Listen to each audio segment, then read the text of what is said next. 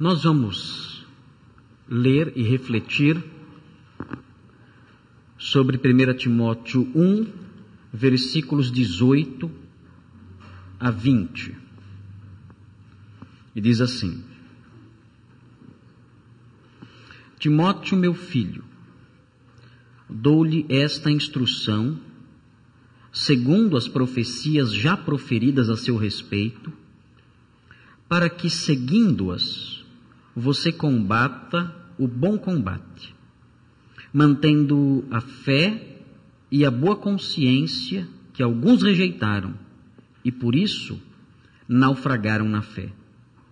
Entre eles estão Himeneu e Alexandre, os quais entreguei a Satanás para que aprendam a não blasfemar. Cronologicamente, as epístolas pastorais se situam logo depois da libertação do apóstolo Paulo da sua primeira prisão em Roma.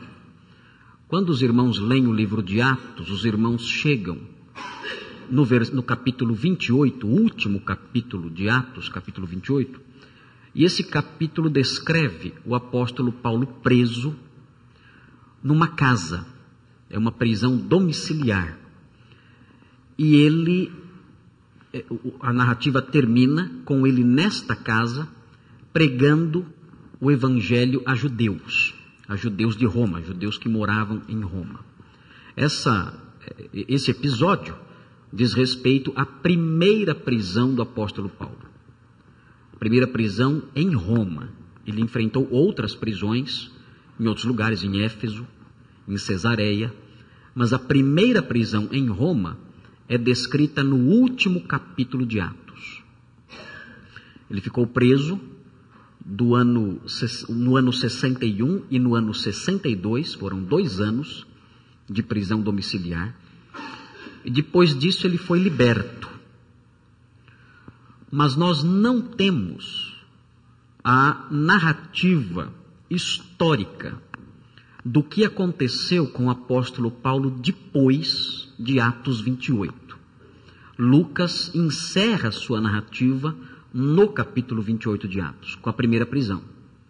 Nós sabemos, por indícios presentes nas epístolas de Paulo, tanto epístolas anteriores a essa prisão, como epístolas posteriores, como as pastorais, nós descobrimos, há evidências muito fortes disso, alusões diretas a isso nessas cartas.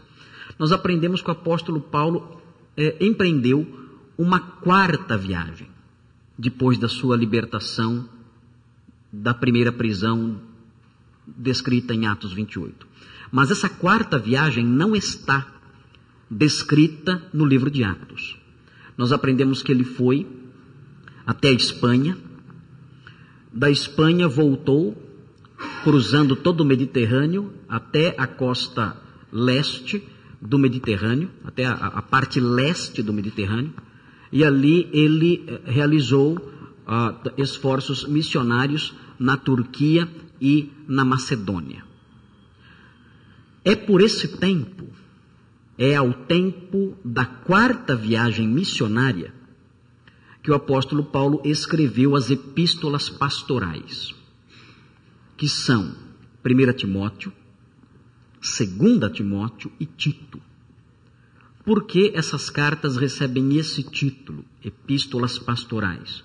Porque são cartas escritas para líderes eclesiásticos, líderes que deveriam receber orientações acerca do modo como as igrejas deveriam funcionar. Eles tinham que receber orientações acerca do modo como tratar com os hereges, que se insinuavam constantemente dentro da igreja no primeiro século. Eles tinham que receber orientações acerca do modo como o culto deveria funcionar. Há um erro muito grande hoje em dia, que ensina que nós podemos realizar o culto como nós achamos melhor, que nós temos liberdade para cultuar como bem entendemos. Isso está errado. Nós aprendemos nas epístolas pastorais que existem diretrizes, princípios, orientações, determinações bíblicas acerca do modo como o culto deve acontecer. Isso não fica aos ditames da minha consciência, entregue aos ditames da minha consciência. Existem orientações claras na Sagrada Escritura acerca do modo como o culto deve se processar. As pastorais também ensinam como instituir uma liderança eclesiástica. As epístolas pastorais apontam para o modo como os líderes devem ser, como deve ser a conduta dos líderes, o caráter dos líderes, a formação dos líderes, a família dos líderes, os filhos, esposa, enfim, a família dos líderes. As pastorais apontam para essas orientações acerca do que deve preencher o líder para que seja de fato efetivamente um líder dentro da igreja. E as pastorais também têm conselhos pessoais para os líderes eclesiásticos. As epístolas pastorais dão orientações acerca do modo como os líderes eclesiásticos devem tratar as pessoas, tratar os mais velhos, tratar as moças, tratar os jovens. Tudo isso nós encontramos nessas cartas, que são cartas escritas para líderes eclesiásticos. O apóstolo Paulo, nessa sua 4ª viagem missionária, ele visitou a cidade de Éfeso, por volta do ano 63.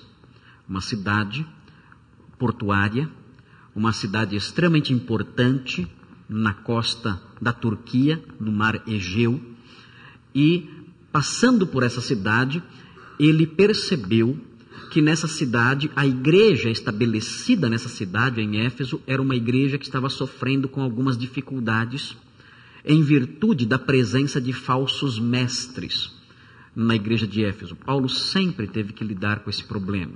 Foi o seu espinho na carne. Ele sempre teve que lidar a vida toda, nos seus 30 anos de ministério apostólico, ele sempre teve que enfrentar problemas terríveis com falsos mestres. E quando ele chegou em Éfeso, ele percebeu que a igreja de Éfeso, que ele mesmo havia plantado, na qual ele havia trabalhado por 3 anos, ele percebeu que essa igreja estava contaminada pela heresia. O que ele fez então? Ele deixou Timóteo, um dos homens de sua mais alta confiança, um discípulo dele, a quem ele chama de filho até, ele deixou Timóteo em Éfeso. E Timóteo em Éfeso teria o dever de colocar em ordem aquela igreja. O apóstolo Paulo, deixando Timóteo em Éfeso, partiu para Macedônia, na região nordeste, no lado mais nordeste da Grécia. Ele sai da Turquia, atravessa o mar Egeu e chega aos Balcãs, e ele se estabelece na Macedônia, no nordeste da Grécia. E dali da Macedônia, ele escreve a sua primeira carta a Timóteo. Ele imaginava que em breve voltaria para Éfeso e encontraria novamente Timóteo, mas parece que algumas coisas fugiram do controle do apóstolo Paulo e ele teve que permanecer na Macedônia mais tempo do que esperava. E então escreveu a sua carta, dando orientações ao jovem ministro. Nós situamos a carta no seu contexto histórico e isso lança luz sobre o texto que está diante de nós. Nós lemos 1 Timóteo 1, 18 a 20, e o apóstolo Paulo, nesse trecho, ele ensina diversas lições. Nós vamos detectar algumas delas aqui, mas a principal que eu quero apontar para os irmãos, vem aí na mensagem central, e é a seguinte: o ministério cristão é impossível de ser realizado à parte da força que vem de Deus. Não se pode realizar o serviço de Deus. Quando eu falo do ministério cristão, não estou falando só do pastor, mas de qualquer pessoa que se empenhe na causa do mestre, de uma forma ou outra, que trabalhe para ele, que se dedique em prol da expansão do seu reino. Qualquer pessoa que se empenhe nisso, que se envolva nisso, é alguém que está envolvido no ministério cristão. E esse ministério, essa obra, esse trabalho, é bom que nós saibamos, é bom que nós que temos interesse em nos envolvermos nesse serviço, saibamos que é impossível realizar essa obra, esse ministério, a parte da força que vem de Deus. Somente recursos humanos, somente habilidades humanas, somente o entusiasmo ou os talentos, por assim dizer, humanos, não são capazes de realizar a obra de Cristo, o trabalho de Cristo, como o trabalho de Cristo deve ser feito. Nós vamos ver 3 razões que estão implícitas, algumas explícitas no texto, pelas quais só podemos realizar a obra de Deus fortalecidos por Ele. E a primeira, vem aí, o ministério cristão, essa é a primeira razão, tem a natureza de um combate. É por isso que nós precisamos, para realizá-lo, da força que vem de Deus. Porque o ministério cristão não é como um trabalho qualquer, como uma profissão qualquer. O trabalho cristão envolve luta, envolve uma guerra. O obreiro de Cristo, o ministro de Cristo, é um soldado. E ele não é um soldado na posição de descansar. Ele é um soldado envolvido numa batalha, num combate. E ele deve entender isso. Qualquer pessoa, qualquer pastor, qualquer missionário, qualquer evangelista, qualquer líder da igreja, qualquer pessoa que de alguma forma se empenhe no serviço de Deus na igreja, na expansão do seu trabalho, na expansão das suas verdades, nos interesses do seu rei, qualquer pessoa que se envolva com isso deve ter plena consciência da natureza desse trabalho. Esse trabalho é um combate. Esse trabalho é uma guerra. Nós, quando nos envolvemos com esse trabalho, nós não devemos nos envolver achando que encontraremos facilidades. Não devemos nos envolver achando que não encontraremos obstáculos. Porque se agirmos desse modo, quando encontrarmos o primeiro obstáculo, vamos desistir. Muitas pessoas fazem isso. Muitas pessoas, quando entram para um trabalho qualquer em prol do reino, quando encontram o primeiro obstáculo, desistem. Reclamam, falam mal, dizem que não estão sendo reconhecidos, dizem que o seu trabalho está sendo vão, que não vale a pena continuar, que não vale a pena dar continuidade ao serviço e param. O que acontece com essas pessoas? Essas pessoas não têm noção do que é o trabalho cristão. Elas não têm noção da natureza do trabalho cristão. O trabalho cristão é um combate, é uma guerra. E é natural que numa guerra, que num combate, existam obstáculos, exista oposição, existam pessoas que se insurjam contra o trabalho, existam ataques diretos e ataques indiretos contra aquilo que é feito. Nós sempre que nós realizamos qualquer tipo de trabalho para o reino, sempre encontraremos pessoas, encontraremos circunstâncias que militam contra o que estamos fazendo. O apóstolo Paulo diz no versículo 18, Timóteo, meu filho, é assim que ele se dirige a Timóteo. Ele conheceu Timóteo quando Timóteo ainda era um jovenzinho.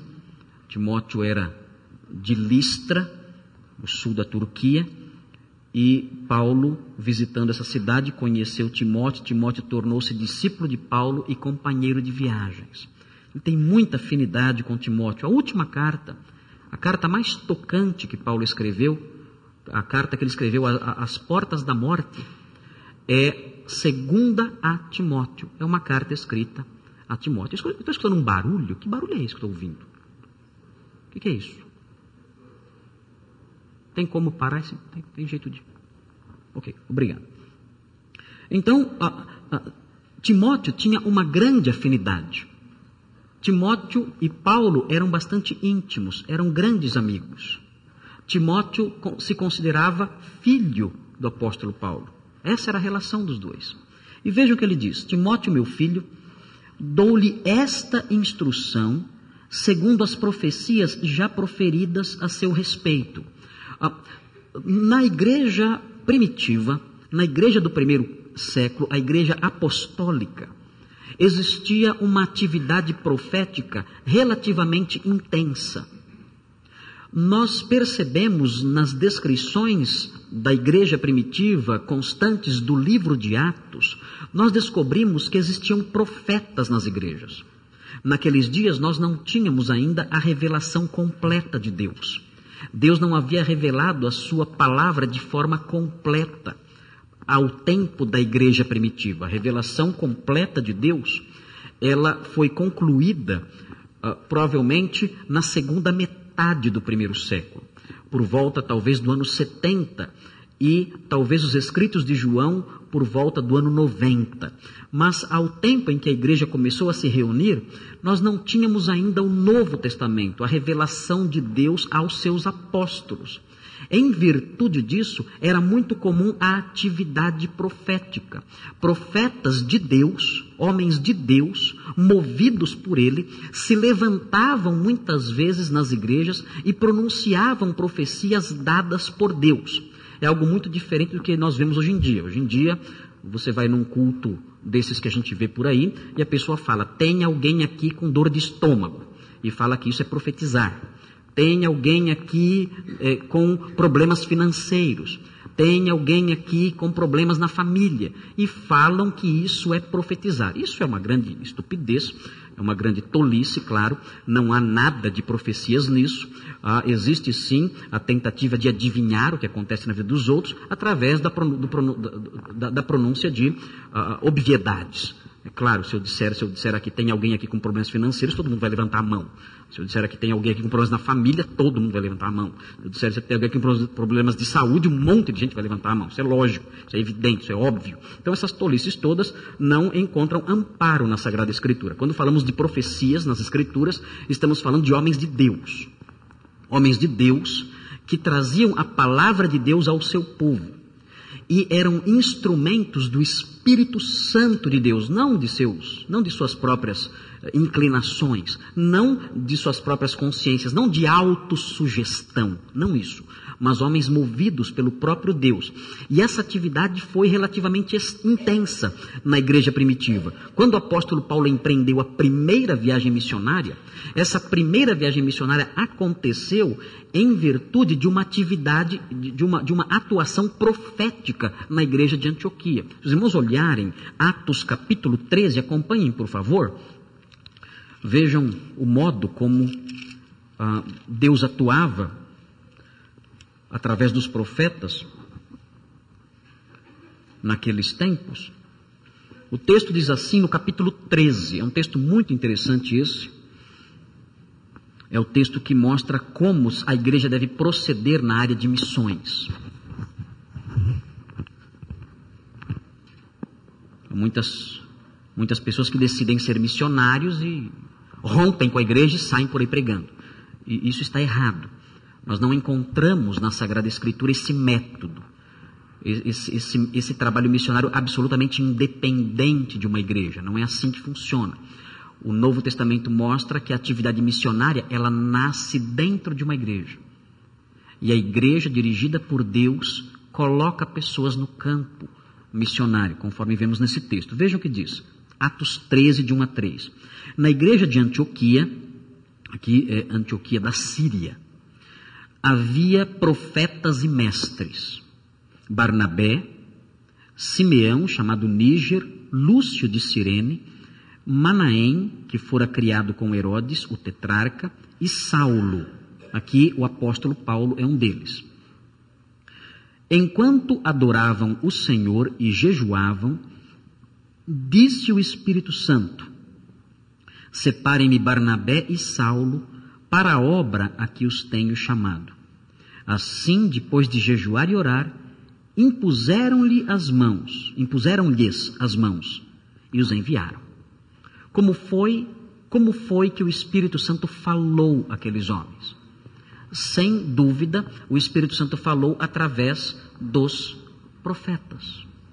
Era assim que o Espírito Santo falava às pessoas. Levantava profetas e eles então ministravam ali, revelando a vontade de Deus para aquela igreja. No caso aqui, separem-me Barnabé e Saulo, eu tenho uma obra para eles.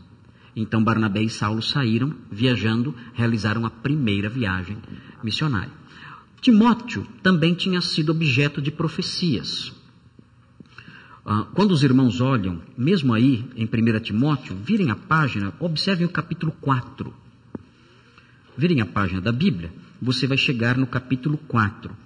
Veja o versículo 14. Veja o que diz. 4,14. Não negligencie o dom que lhe foi dado por mensagem profética com imposição de mãos dos presbíteros. Parece que quando Timóteo foi ordenado ao ministério da palavra, quando Timóteo foi ordenado ao ministério pastoral, algumas profecias foram reveladas acerca dele. Provavelmente, eram profecias que apontavam para o papel de importância que ele teria na igreja. O apóstolo Paulo, portanto, quando ele quer encorajar Timóteo, ele traz à mente de Timóteo aquelas profecias. Por isso é possível que eram profecias que mostravam o papel de importância que ele iria ter. Timóteo, lembre-se do que foi profetizado acerca de você. Lembre-se que quando você foi ordenado, profetas se levantaram e falaram a seu respeito. Falaram acerca do seu ministério, falaram acerca da importância que você teria, falaram acerca do quanto você seria importante para a realização do trabalho de Deus dentro da igreja. E Timóteo, recordando aquelas profecias que foram transmitidas, que foram reveladas por ocasião da sua ordenação, Timóteo então se sentia encorajado. E Paulo então diz para ele, na sequência do versículo 18, Paulo diz para ele, segundo as profecias já proferidas a seu respeito, para que, seguindo-as, veja, lembre-se delas, lembre-se do que os profetas disseram, e seguindo-as, você combata o bom combate. A figura aqui não é a figura de um lutador esportivo, não é. Às vezes a palavra combate aparece no Novo Testamento no sentido de um combate esportivo, de uma luta realizada nos jogos gregos, por exemplo. Não é o caso aqui. Aqui, o combate que é mencionado aqui não é um combate do contexto de esportes. Aqui é o combate do contexto de guerra. Timóteo, você precisa se lembrar do que Deus disse a seu respeito. Você precisa se lembrar do papel de grande importância que você tem na igreja, na obra de Deus, no reino de Deus, porque você vai enfrentar uma terrível guerra. Inimigos vão se levantar contra você. Mentiras serão ditas a seu respeito. Satanás vai atacá-lo. Línguas ferinas, circunstâncias contrárias ao seu trabalho.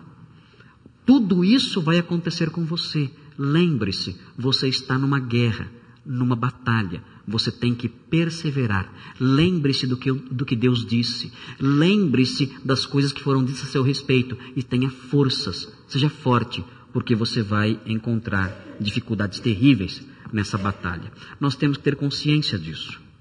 O trabalho cristão tem a natureza de um combate. Por isso, é impossível de ser realizado a parte da força que vem de Deus.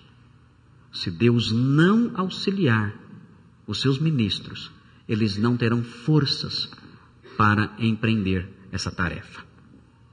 Há um outro motivo pelo qual o ministério cristão só pode ser realizado quando os ministros são fortalecidos por Deus.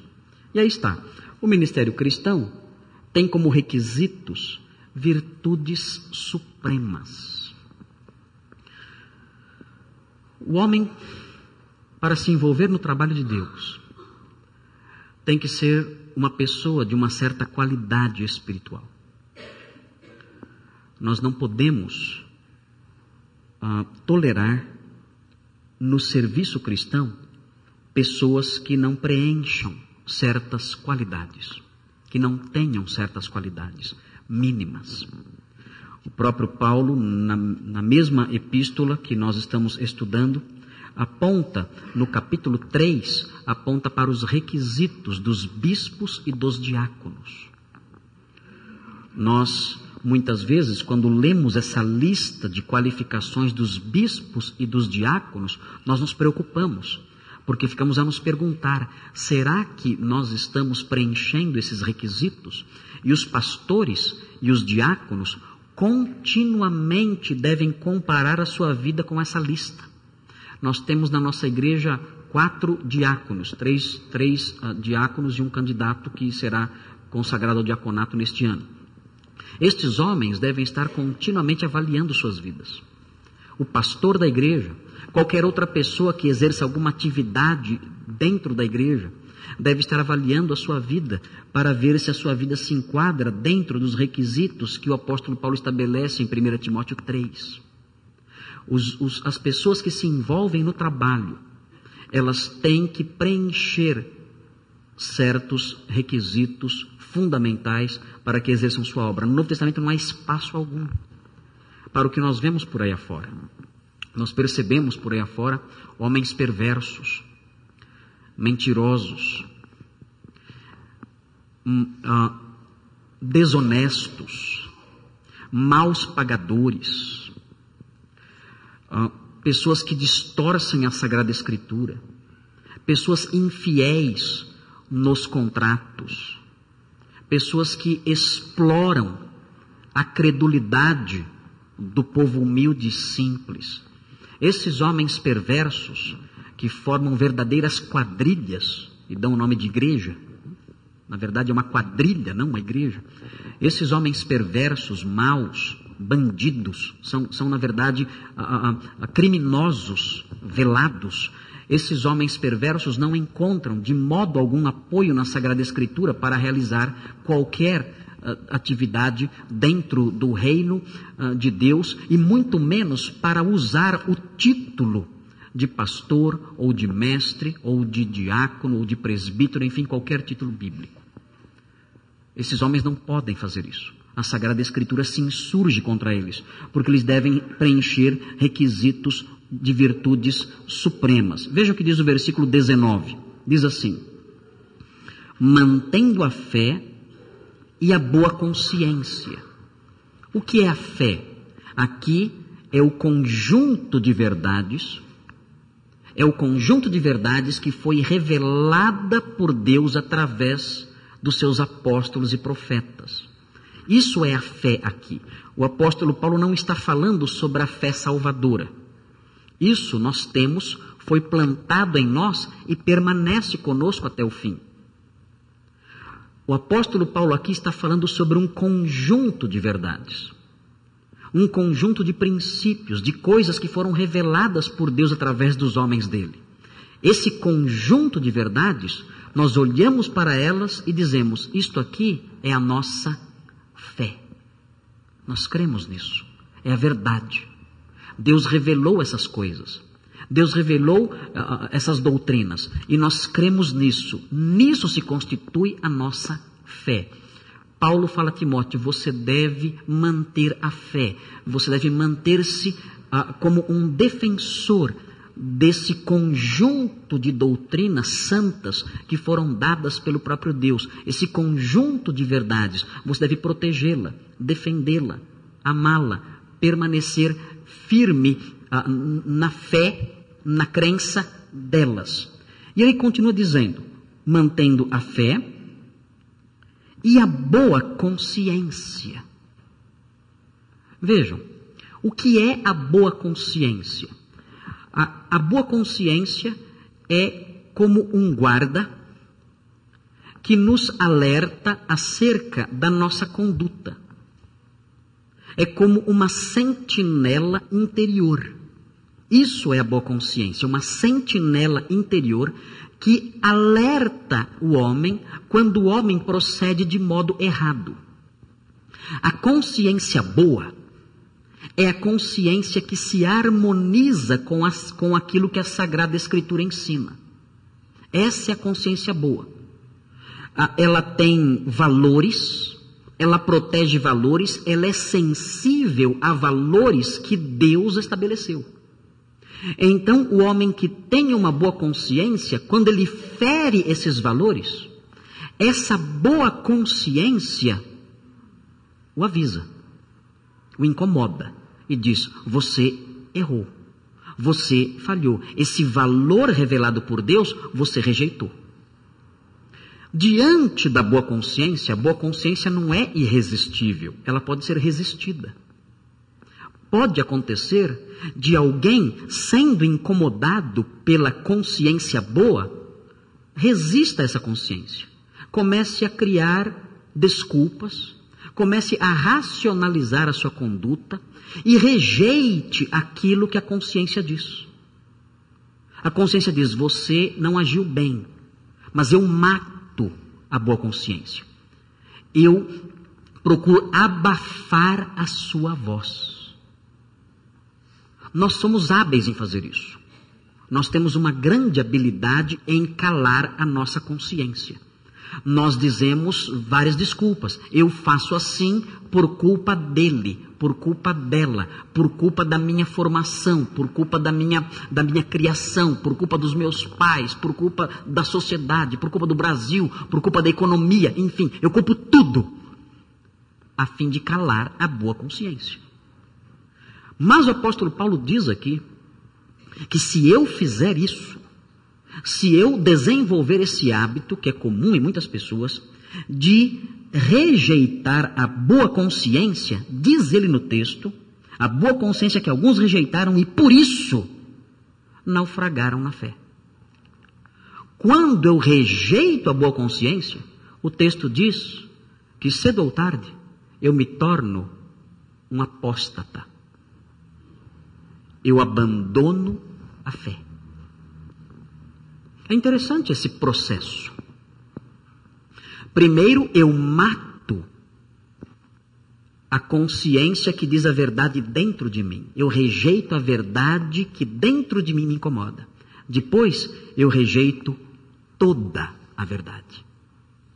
Eu começo rejeitando verdades que eu feri com o meu comportamento.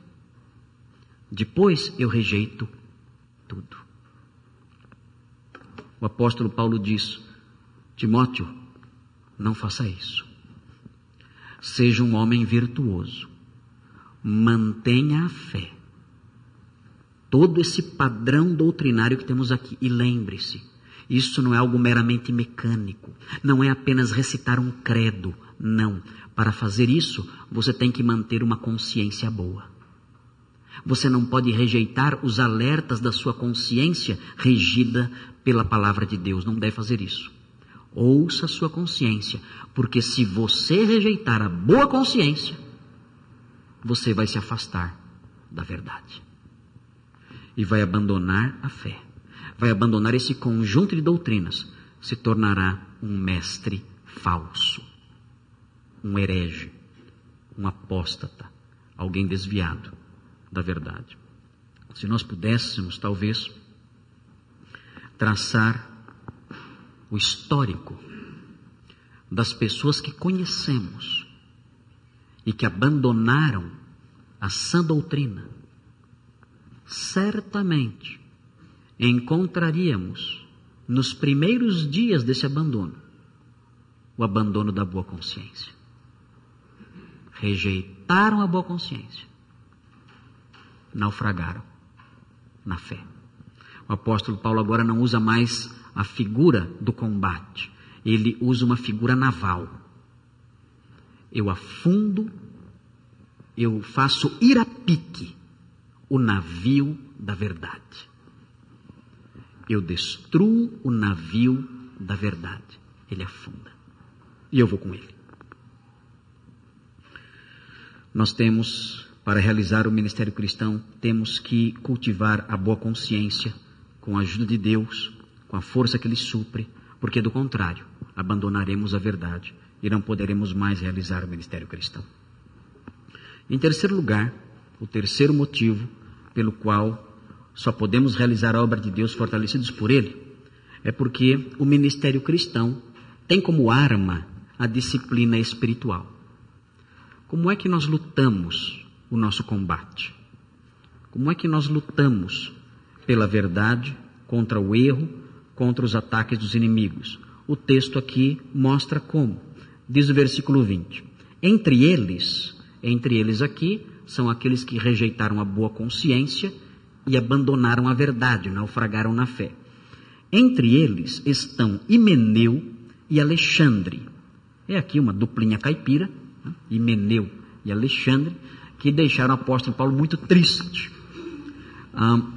Nós temos alusão a esses homens em outros lugares.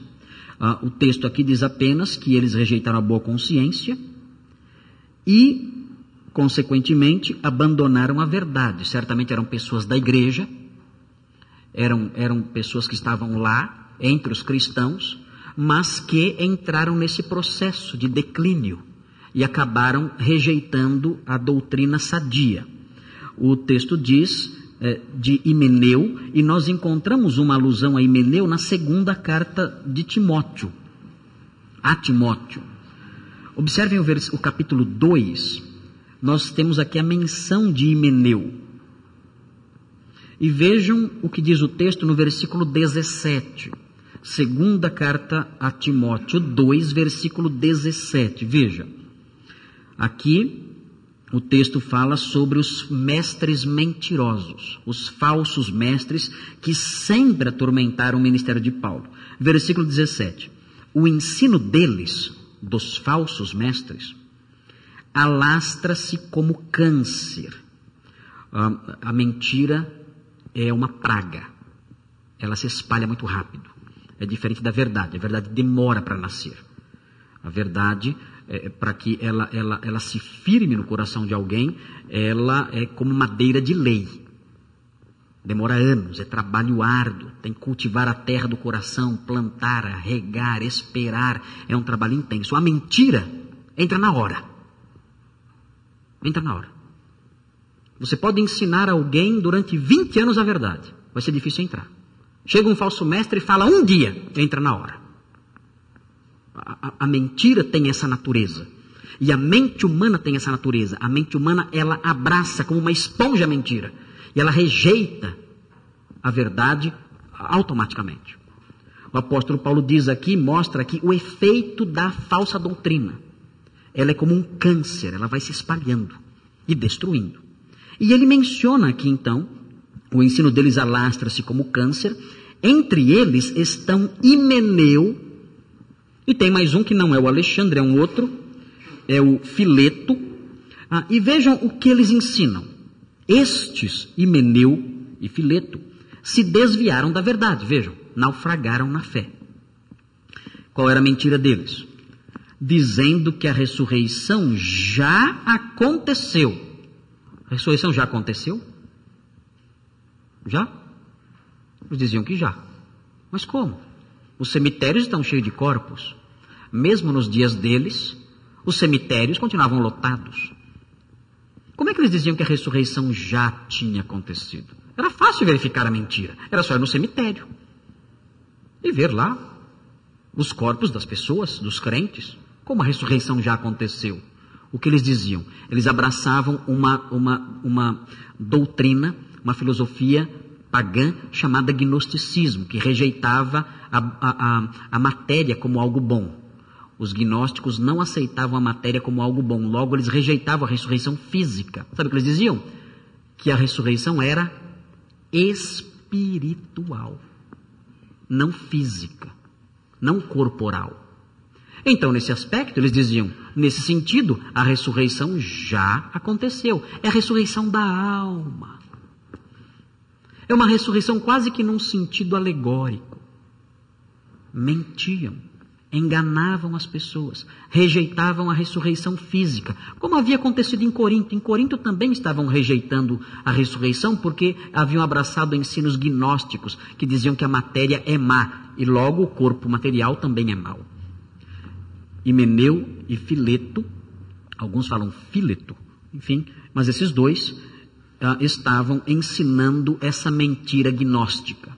E ele diz, e perverteram, e assim alguns perverteram a fé. O ensino deles estava se alastrando. E algumas pessoas da própria igreja estavam acreditando nesta mentira. O apóstolo Paulo menciona esse Himeneu lá no nosso versículo 20. E o Alexandre? Alexandre aparece aí mesmo onde você está, no capítulo 4. Talvez seja o mesmo Alexandre. E ele era ferreiro. E era um serralheiro hoje. Né? Um serralheiro. Algumas versões dizem o latoeiro. Fazia ratoeiras, talvez. Não é nada disso. Não é nada disso. Latoeiro é quem trabalha com lata. Então ele era alguém que trabalhava com ferro, com metais, alguma coisa, um funileiro. Se tivesse carros na época, seria um funileiro, um serralheiro, mas ele trabalhava com isso. E o texto diz: Alexandre o ferreiro causou-me muitos males. É possível que seja o mesmo Alexandre mencionado lá no nosso versículo 20. E ele diz: o Senhor lhe dará a retribuição pelo que fez. Esse versículo aponta para essa razão, a terceira razão que estamos mencionando. O ministério cristão tem como arma a disciplina espiritual. É o Senhor quem atua disciplinando e punindo os inimigos da fé. Nós não temos esse poder. Não temos a autoridade para fazer isso. Não temos forças para punir alguém espiritualmente. O pastor não chega e castiga alguém, estende a mão, a pessoa cai no chão morta. Isso não existe. Existe esse tipo de feitiçaria. Os ministros de Cristo não têm esse poder, nem esse direito. Mas nós aprendemos nesse texto que o ministério cristão conta com uma arma espiritual que é a disciplina. Ele diz no versículo 20 que estamos estudando: entre eles estão Himeneu e Alexandre, os quais entreguei a Satanás para que aprendam a não blasfemar. O que significa isso? É uma linguagem um pouco misteriosa do apóstolo Paulo isso. Ela se repete no capítulo 5 de 1 aos Coríntios. Em 1 Coríntios 5, o apóstolo Paulo diz, no versículo 5, que a igreja de Corinto deveria entregar um homem imoral que havia na igreja a Satanás. E o que é isso? Olhando para 1 Coríntios 5, talvez nós possamos descobrir um pouco o que seja. Vejam, 1 Coríntios 5, e é uma prática que deve ser feita hoje ainda. As pessoas se assustam quando nós dizemos isso, mas nós temos que entregar pessoas a Satanás. Nós temos que fazer isso em nossa igreja.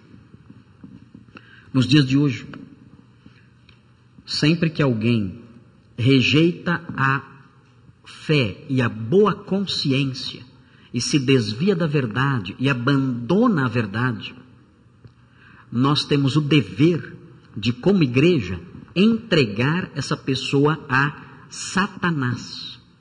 Isso não é algo opcional, não é algo relacionado com as opiniões do pastor ou da igreja. Isso é uma determinação bíblica. A Sagrada Escritura impõe isso a nós. Quando alguém rejeita a boa consciência e a fé, esse indivíduo deve ser entregue a Satanás. E o que é isso? No capítulo 5 de 1 aos Coríntios, nós vemos, entreguem, no versículo 5 estou lendo, entreguem esse homem a Satanás. Era um homem imoral que havia na igreja de Corinto. Imoral e que não se arrependia do seu pecado. Quando a pessoa se arrepende, claro, ninguém fará isso. O arrependimento põe fim a qualquer disciplina. Houve arrependimento, acabou. Não tem que fazer mais nada. Mas quando não há arrependimento, o texto diz: entreguem esse homem a Satanás, e vejam, para que o corpo seja destruído. Isso aqui é a morte. Ele morra. Ele é entregue para o diabo para que ele morra, e seu espírito seja salvo no dia do Senhor. O texto fala de um crente. A disciplina é para crentes, não é para incrédulos. A disciplina, o incrédulo ele já está entregue a Satanás, já pertence ao diabo, ele já pertence ao príncipe deste mundo. Todos nós, antes de nos convertermos, nós pertencíamos ao império das trevas, mas ele nos resgatou do império das trevas. Então todo incrédulo já está no império das trevas, ninguém tem que perder tempo colocando ele lá, ele já está lá. Mas aqui o fato se aplica a crentes. O texto fala de alguém sendo entregue a Satanás pela igreja, para que o seu corpo seja destruído, mas ele, no entanto, seja salvo. É claro que a morte, a aplicação da morte física ao crente que se desvia, não é uma disciplina que Deus aplica sempre, graças à sua bondade. Mas o indivíduo que é entregue a Satanás está sujeito a isso. Ele corre um sério risco de ser punido desta forma.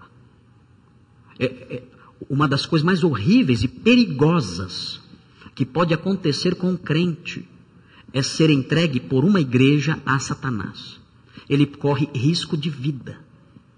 Ele pode ser morto, disciplinado com a morte, como aconteceu com Ananias e Safira, como aconteceu com muitos crentes de Corinto, muitos. E Paulo alerta quanto a isso. É possível que esse homem mais tarde tenha se arrependido. Parece que segundo aos Coríntios, alguns dizem que em segundo aos Coríntios há indícios de que este homem se arrependeu. Nós não sabemos se as cartas tratam do mesmo homem, mas é possível sim a pessoa se livrar disso quando ela se arrepende e volta, pede perdão e se reconcilia com a verdade e com o povo de Deus.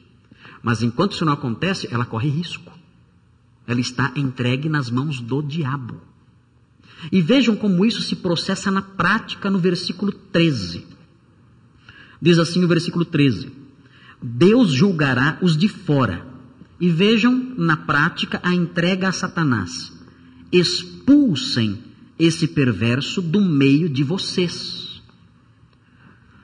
Entregar a Satanás é expulsar a pessoa da igreja. É expulsar. Colocá-la para fora. Dizer, nós não queremos você conosco mais. Fora daqui. Rua. Isso é expulsar alguém. Isso é expulsão. É assim que funciona. É uma medida extremamente severa. Terrível. Tanto do ponto de vista espiritual como do ponto de vista social, trato com as pessoas. É algo horrível isso. Por isso, essa medida só deve ser aplicada exclusivamente no caso de pecados incorrigíveis. Quando o indivíduo está em pecado e ele não abandona, abraça o pecado, vive nele, assume até publicamente o seu pecado, não tem temor de Deus, abandona a boa consciência, abandona a fé e vive dessa forma. Nesses casos, então devemos aplicar esse processo. E essa é a arma do ministério cristão. Não é uma arma física, não é uma arma corporal em que nós disciplinamos fisicamente alguém, como acontecia na Idade Média, nada disso. É algo feito pelo poder de Deus. Quando nós olhamos 1 Coríntios 5, o texto diz assim, no versículo 4: Quando vocês estiverem reunidos em nome de nosso Senhor Jesus, estando eu com vocês em espírito, estando presente também o poder de nosso Senhor Jesus Cristo, entreguem esse homem a Satanás. É uma arma espiritual. É o poder de Deus que faz isso através do seu povo. Ministério cristão é impossível de ser realizado a parte da força que vem de Deus. E uma das razões disso é que a arma do ministério cristão é a disciplina espiritual. texto diz o seguinte no versículo 20: os quais entreguei a Satanás, para que aprendam a não blasfemar. Qual é o objetivo final dessa medida? Se a pessoa sobreviver, se a pessoa não morrer, o que graças a Deus não é comum acontecer, são raríssimos os casos em que a pessoa morre, mas o objetivo principal é que ela aprenda. É o que o texto diz. A entrega é feita a Satanás para que a pessoa se corrija, para que haja correção, para que ela aprenda a não fazer mais o que está fazendo. O texto diz: entreguei esses dois a Satanás para que eles aprendam a não blasfemar. O objetivo da disciplina é construtivo e não destrutivo. Nós vimos na mensagem central que o ministério cristão é impossível de ser realizado à parte da força que vem de Deus. Por quê? Vimos 3 razões. E a primeira razão: o ministério cristão tem a natureza de um combate, por isso eu preciso da força que Deus supre. O ministério cristão tem como requisitos virtudes supremas, por isso eu preciso da força que Deus dá. E o ministério cristão tem como arma a disciplina espiritual, por isso eu preciso da força que Deus dá para realizá-la. As aplicações relativas a isso, aplicações as mais diversas, primeira delas: trabalhe para Cristo com coragem e perseverança. Sendo o seu serviço um combate, é natural que ao realizá-lo nos deparemos com situações difíceis. Não desanime. Imaginaram um soldado que voltasse depois do primeiro tiro que eu visse? Vou para a guerra. Chego no campo de batalha, escuto um tiro. Ah, não, aqui não tem condição. Esse pessoal não tem consideração nenhuma. O pessoal não tem respeito por mim. Eu não vou continuar aqui, não. Onde já se viu? Um absurdo. Eu posso até me machucar aqui. E você está fazendo? Você não entendeu o que é isso? Você não entendeu o que está fazendo? Estamos numa guerra. Marche, vá em frente, persevere. Assim é o ministério cristão. Segundo lugar, não faça ouvidos surdos para o que a sua consciência, influenciada pela palavra, diz. Isso precede a apostasia e o abandono do serviço cristão. A consciência incomoda você. Reaja de forma positiva ao que ela diz, para que você não rejeite a verdade e no final se desvie da fé. E por último, nunca menospreze a disciplina quando aplicada conforme o ensino bíblico. Ela é o método que Deus escolheu para corrigir e recuperar os rebeldes contumazes. Disciplina bíblica tem uma função importante. Corrigir e recuperar não deve ser desprezada por nenhum de nós. Vamos orar. Senhor Deus, obrigado porque o ministério cristão é realizado com a força que o Senhor supre. E sem a sua força ele seria impossível de ser feito. Obrigado porque, como um combate, nós podemos contar com a sua força para combater. Obrigado porque, tendo como requisitos virtudes supremas, nós podemos contar com a sua força para mantê-las. Obrigado porque, sendo a sua arma disciplina espiritual, nós podemos contar com o seu poder para aplicá-la. Ajuda-nos para que cada um de nós tenha consciência de que é um soldado, trabalhando e ministrando no seu reino, a serviço do Senhor, e que a consciência disso nos encha de perseverança, de zelo e de disciplina. Em nome de Jesus pedimos. Amém.